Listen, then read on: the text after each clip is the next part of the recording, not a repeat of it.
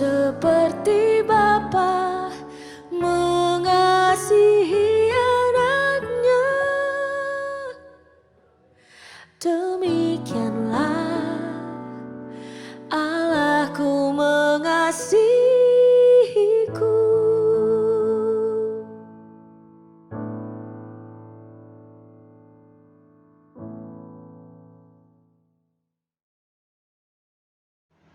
Puji Tuhan, haleluya. Salam dalam kasih Tuhan kita Yesus Kristus. Kembali kita pada saat ini dalam program Renungan Sosanim. Haleluya, haleluya. Puji Tuhan. Mari kita satukan hati kita, memulainya dengan doa. Ya Tuhan, Engkau Allah yang setia, dan saat ini adalah kesempatan yang Tuhan berikan lagi kepada kami untuk menerima, mendengarkan kebenaran firman-Mu sebagai renungan bagi kami Tuhan, dan bekal bagi kami dalam perjalanan iman kami kepadamu di tengah-tengah dunia yang penuh dengan tantangan pada masa kini. Terima kasih Tuhan mengurapi kami semua, layakkan dan kuduskan hati dan pikiran kami, tubuh jiwa roh kami, serahkan di dalam kekuasaan tangan Tuhan dan firman-Mu. Kami mau terima, mendengar firman-Mu di dalam nama Tuhan Yesus Kristus. Haleluya, amin. Puji Tuhan, haleluya, haleluya. Saya mau ajak kita malam ini untuk melihat di dalam Alkitab kita membuka dalam Lukas pasal yang ke-13. Lukas pasal yang ke-13. Kita akan melihat pada ayatnya yang ke-10. Lukas 13 ayat yang ke-10. Demikian firman Tuhan, menyembuhkan orang sakit pada hari Sabat. Pada suatu kali Yesus sedang mengajar dalam salah satu rumah ibadat pada hari Sabat. Di situ ada seorang perempuan yang telah 18 tahun dirasuk roh, sehingga ia sakit sampai bungkuk punggungnya dan tidak dapat berdiri lagi dengan tegak. Ayat 12, ketika Yesus melihat perempuan itu, ia memanggil dia dan berkata kepadanya, "Hai ibu, penyakitmu telah sembuh." Lalu ia meletakkan tangannya atas perempuan itu, dan seketika itu juga berdirilah perempuan itu dan memuliakan Allah. Haleluya, puji Tuhan. Saudara yang dikasihi Tuhan, ini yang dibilang ketaatan membawa nikmat. Jadi ketika orang percaya, ketika anak-anak Tuhan dengan tetap setia, dengan tetap menjadi anak-anak Tuhan yang taat kepada hukum-hukum Taurat firman Allah, taat kepada perintah-perintah Tuhan, taat kepada Tuhan, taat kepada pekerjaannya, taat di dalam sebuah pelayanan kepada Tuhan, maka di sana ketaatan yang dimiliki oleh orang itu, oleh gereja Tuhan, akan menghentarkan dia kepada sebuah kenikmatan. Begitu nikmat. Dan itu janji firman Allah. Dan di sini jelas firman Allah ketika Tuhan Yesus sedang mengajar dalam sebuah rumah ibadat. Yesus melihat seorang perempuan yang telah dirasuki oleh roh sampai bungkuk punggungnya, dan itu berlaku sekian lama, 18 tahun, tidak main-main. Perempuan itu tertekan, menderita dalam kondisi punggung yang membungkuk oleh karena pekerjaan roh. Nah, saudara yang dikasih Tuhan, kemudian ketika kita melihat pada ayat yang ke-13, ya, ayat yang ke-12, ketika Yesus melihat perempuan itu, ia memanggil dia dan berkata kepadanya, "Hai ibu, penyakitmu telah sembuh." Lalu ia meletakkan tangannya atas perempuan itu, dan seketika itu juga berdirilah perempuan itu dan memuliakan Allah. Apa yang membuat perempuan ini mendapat mujizat? Apa yang membuat perempuan ini kemudian pulih daripada keadaan yang sebelumnya? Yang tadi begitu menderita, begitu tersiksa, begitu tertekan. Kemudian ada berita-berita miring, sudah pasti, tentang perempuan itu. Dibelenggu sekian lama, 18 tahun, dalam kondisi yang tidak menyenangkan bagi dirinya. Tetapi apa yang membuat perempuan kemudian ini menjadi pulih, mendapatkan jamahan tangan Tuhan? Dia mendapatkan mujizat karena ia, perhatikan, karena ia selalu ada di dalam rumah ibadat. Luar biasa. Ia selalu ada di dalam rumah ibadat.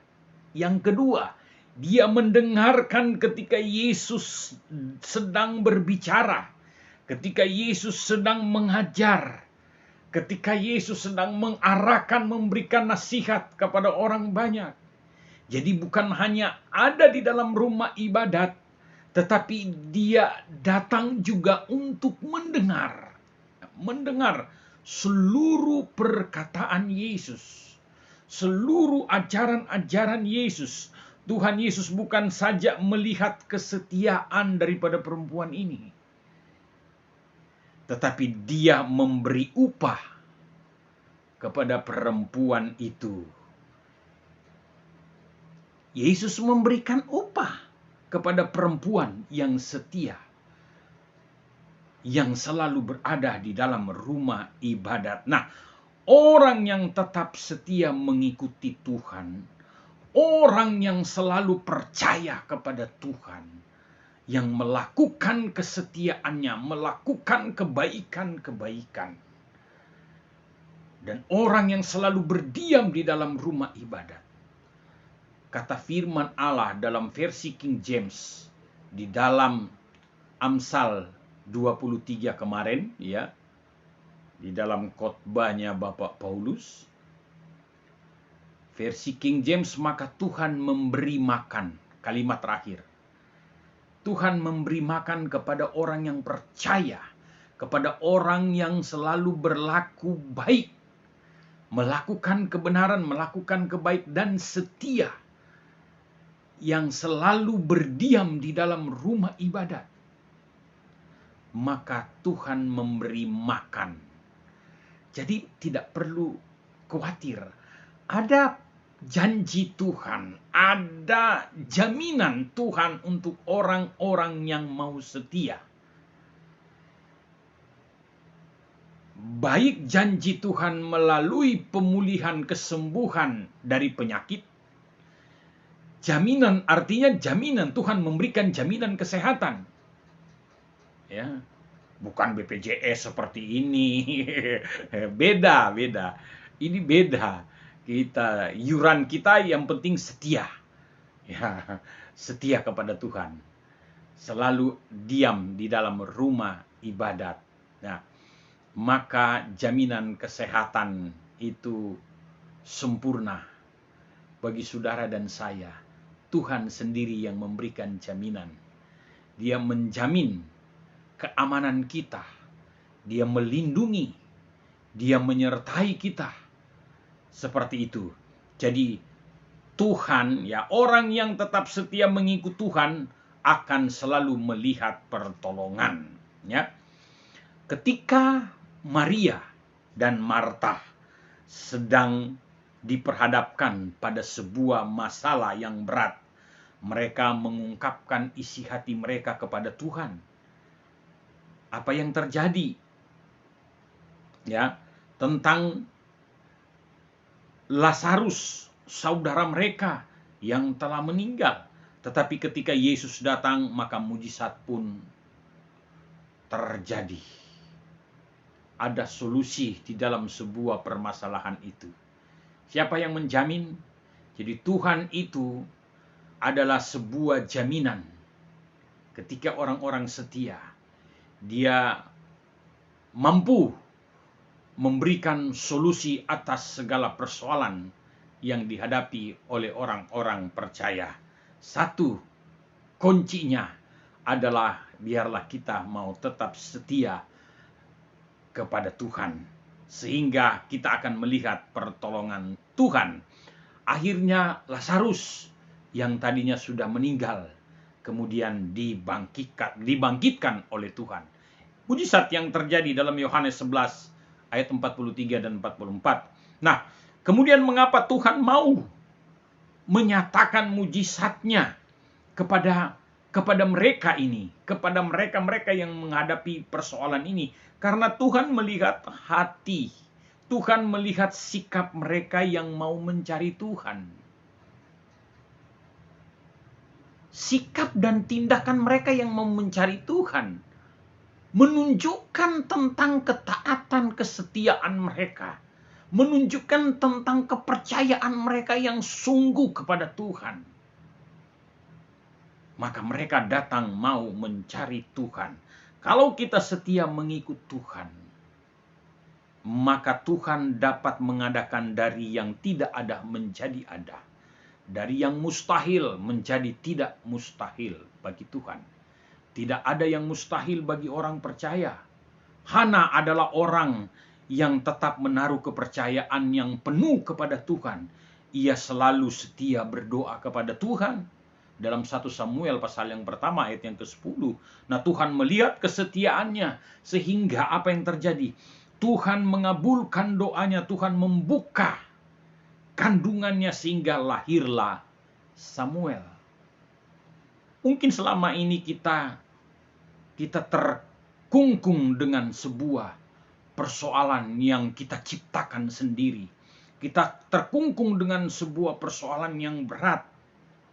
Tetapi kalau kita tetap setia, mengimani, percaya kepada firman Allah, percaya kepada Tuhan, dengan sikap kita yang taat, mau setia kepada Tuhan, maka niscaya kita akan merasakan pertolongan Tuhan, kita akan merasakan perlindungan Tuhan, dan ada jaminan Tuhan untuk saudara dan saya. Artinya, jaminan itu adalah full cover. Apa yang dimaksud dengan full cover? Tuhan menjamin secara totalitas. Entah itu kesehatan kita, entah itu kebutuhan sosial kita, entah itu ekonomi kita, masalah perut, entah itu kebutuhan rohani kita, amat terlebih. Dan kebutuhan-kebutuhan apa?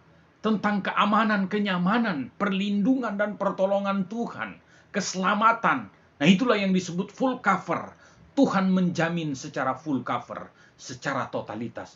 Kalau saudara dan saya mau tetap setia kepada Tuhan, kita berdoa. Terima kasih Tuhan untuk renungan firman-Mu malam hari ini. Tuhan sudah menegur kembali dan mengingatkan kami. Biarlah firman-Mu ini menjadi rema dan menjadi bekal bagi perjalanan iman kami kepadamu. Terpuji-pujilah nama-Mu, berkati jemaat Susanim, berkati kami hamba-hamba-Mu. Berkati bangsa dan negara kami, berkati pemerintahan kami ya Tuhan. Berkati keluarga-keluarga kami dan selalu dalam perlindungan dan pertolongan Tuhan. Dalam nama Tuhan Yesus Kristus kami berdoa mengucap syukur. Haleluya. Amin. Puji Tuhan. Haleluya. Terima kasih Tuhan Yesus memberkati dan salam sejahtera, salam sehat buat kita semua. Amin.